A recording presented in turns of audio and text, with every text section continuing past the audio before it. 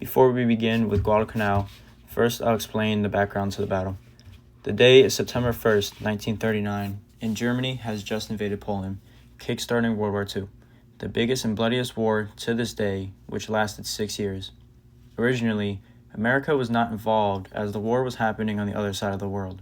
However, Japan had sided with the Axis powers in 1940, and America was seen as a threat by them to their efforts in conquering resource-rich territories in the Pacific. Therefore, Japan decided to attack Pearl Harbor on December 7, 1941, in an attempt to cripple our Pacific fleet and buy themselves time to collect resources and gain an advantage over U.S. forces. However, the Japanese underestimated America's recovery time and now found themselves at war with the U.S. Now we ask the question of why were we at Guadalcanal? At this time, the U.S. used supply routes that ran to Australia and New Zealand. Guadalcanal was located to the north of the supply routes near the Solomon Islands. The Japanese decided to construct an airbase on Guadalcanal with the plan to disrupt the supply route with aircraft from the airbase. The U.S. understood the importance of stopping the construction of the Japanese airbase and decided to take the island and the airbase in order to convert it into an Allied base, thus putting the Japanese on defense instead of offense. Now, the island of Guadalcanal is about 2,000 square miles. Troops on both sides of the conflict had to deal with challenging terrain such as mountains, swamps, rivers, and thick jungles. The beaches around the coastline contained many coral reefs, which would hinder the ability of Marines to make landings on the island. Guadalcanal is a tropical island, so the climate was hot, humid, wet, and rainfall was very common. This is where Guadalcanal is located on a map, and this is where the airbase that the Japanese attempted to construct is located on the island. As we mentioned earlier, the goal of the airbase would be to disrupt Allied supply routes to Australia and aid in controlling the Solomon Islands. The United States Marines were the main landing force for the Battle of Guadalcanal. Their force consisted of about 11,000 Marines from 1st Marine Division. After the success of the initial landing, about 50,000 additional soldiers and Marines would arrive to help defend the airbase and island. One thing to note is Marines had to deal with the harsh environment mentioned before, as well as scarce resources, malnutrition, and disease. The initial number of Japanese troops is also about 11,000 troops from the Imperial Japanese Army. After they were initially defeated, about 36,000 extra troops were sent to try and take the island back under Japanese control. The Marines had support from naval cruisers, destroyers, and carriers such as the USS Saratoga and USS Enterprise to provide supplies, naval bombardment, and air support. Tanks weren't used as much because of the challenging terrain, but Guadalcanal did see the first use of the LVT, or Landing Vehicle Tracked, which would later inspire the ACV, which is used today. Artillery such as a 75mm pack howitzer and 105mm guns would be used, alongside mortars, machine guns, and small arms. The Japanese would use battleships, cruisers, destroyers, and carriers to support their Tokyo Express, which we will discuss later, as well as for naval battles. The Japanese also refrained from tank usage and used mortars and machine guns instead. The main commander for the initial Marine landing would be Major General Alexander Vandegrift, and the main commander for the Japanese would be Lieutenant General Harukichi Hyakutake.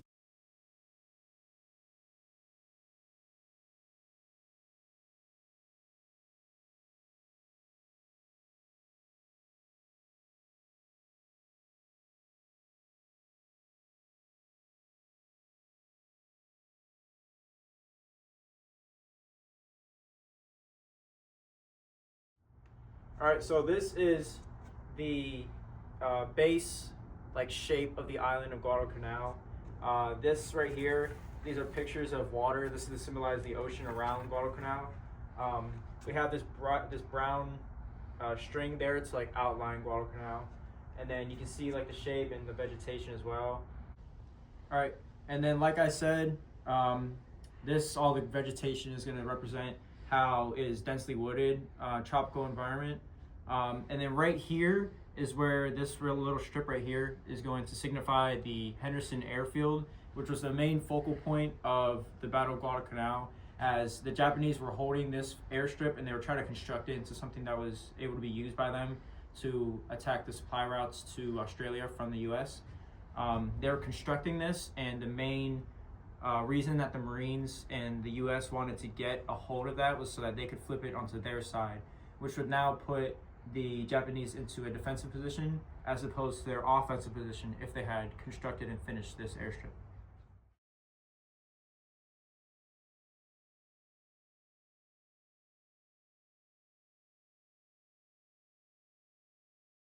All right, this is our depiction of Henderson Airfield. I'll put a picture up of Henderson Airfield now so that you can use it for reference. Like I said before, this is the airfield that they wanted to use to attack the Australian and U.S. supply route. And this was like the main focal point of the effort to get Guadalcanal under U.S. control. So the Marines, they landed to the north of this, and there was only landing position that they could get because the island is surrounded by coral reefs. So they landed to the north of this position, and they moved down towards Guadalcanal and towards this airbase, and they began fighting at this airbase.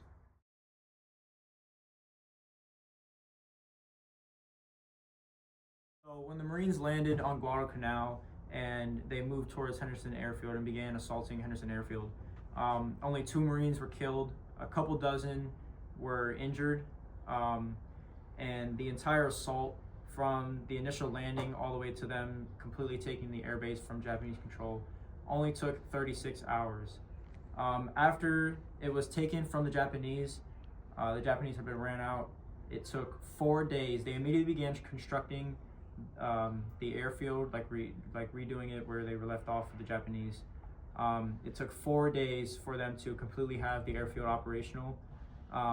Once it was deemed as operational, they had U.S. Navy patrol bombers landing at the airfield to evacuate the wounded Marines out. All right, so now we'll go over the first Japanese counterattack after the Marines had already taken Henderson Field. So over here is going to be this brown string is going to represent the Tanaru River. This is about the 900 Japanese men that were a part of the counterattack. There was 900 of them. So these Japanese, they attacked at night in waves, and they were going at the Marines at Henderson Field. The Marines, they stood behind fortifiable defenses, which are shown by these right here, and they stood behind them with machine guns. The machine guns were suppressing them and holding them back until dawn. Now, when dawn came around, these right here are going to symbolize the tanks. They used tanks to get rid of the rest of the Japanese men that were left over, and they very successfully defended because only a handful of the Japanese actually survived that first failed counterattack. All right, this is the Battle of Bloody Ridge. This represents the Bloody Ridge, which is like the hill, the valley, and then this is the Henderson Airfield. So on the hill over here on the ridge, we got 800 Marines on this side and then 3,000 Japanese soldiers on this side. The Japs were using nighttime bonsai charges again, like on the ridge. Overlooking the field, they wanted to over-occupy it so that they can get a good look on the Henderson Airfield over here. And a bonsai charge is a suicide charge using swords, knives, bayonets. It's based on the Bushido Code of Honor, which valued dying in battle over surrendering. And then by the morning, 600 Japanese and 80 Marines were killed. All right, so this is Tokyo Express, as the Allies would call it, the rat transportation if you were the Japanese, because they were sneaking at night like rats. So over here we have Guadalcanal, and Tokyo Express stretches all the way to Rabble, and then you have small little island chains in the middle. So the Allied forces had air superiority due to having Henderson Field in the middle. This meant the Japs had to switch to nighttime operations. So they would unload troops, food, ammunition during the nighttime. And the Tokyo Express as a whole was about 600 miles long. Some problems during the battle is the Japanese couldn't carry enough cargo, and the Navy radar on the Allied side was still able to catch them even though it was nighttime. So the Navy was able to sink the Japanese ships, and the Japanese used their Navy ships in this battle, which means it could not be used in other battles in the Pacific theater. As mentioned before, both sides were faced with many challenges. One of these challenges was the harsh tropic terrain, which impeded troop and transport movement. They were also faced with limited visibility due to thick vegetation, and the mountainous terrain resulted in many uphill assaults. Ambushes and night attacks, utilizing the difficult terrain, were the preferred attack type during Guadalcanal. Alongside the terrain, both sides found resupplying food, medical supplies, troops, and ammunition difficult due to Japanese blockades, Allied naval attacks, and terrain. The Japanese used the Tokyo Express, which was a fleet of ships that moved under the concealment of nighttime to resupply the personnel at Guadalcanal. On the other hand, the Marines depended on airdrops and naval convoys to resupply, which were affected by bad weather and bad landing conditions like the coral reefs. As we mentioned before, disease was yet another challenge faced by Marines, as they dealt with many types of tropical diseases born mainly from mosquitoes, such as malaria and dengue fever, plus dysentery and fungal infections. The last challenge we will mention will be communication, as this was one of the first joint force operations, with Marines landing, the Navy supporting from sea, and then the Army later supporting the Marines after they had taken over Henderson Airfield.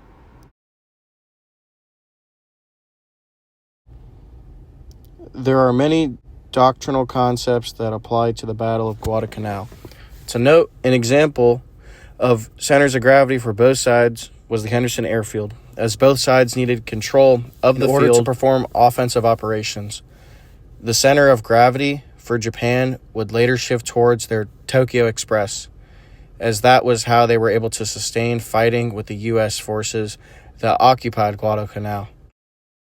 The critical vulnerabilities for both sides were their supply routes, as they were unable to get troops the proper food, ammo, and medical supplies they needed due to geographical restraints and enemy actions. Some points of friction to note were the diseases the island fostered and the terrain of the island itself, as both of these aspects hindered the readiness of the forces and the ability to carry out missions. Examples of uncertainties for both sides were the weather, as it was less than ideal and led to some plans and movements being delayed. Another uncertainty was the supply troops had on Guadalcanal, as resupplying was difficult because of terrain and enemy attacks. As for the human dimension of Guadalcanal, the Marines dealt with the terrible conditions of disease, malnutrition, boredom, bad weather, and attacks from the enemy. Marines were kept in shape by organizing working parties to complete tasks, such as filling bombardment holes.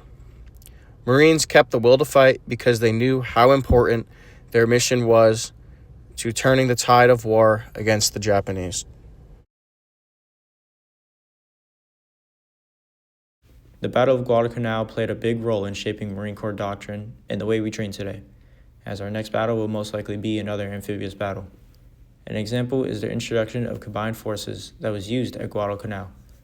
Whether it was the naval gunfire support for the initial landings, the air support to disrupt Japanese resupply, or the artillery and machine gun coordination with infantry groups, Guadalcanal proved that amphibious combat missions depend not only on the main infantry effort, but also on the successful synchronization of all the supporting efforts as well.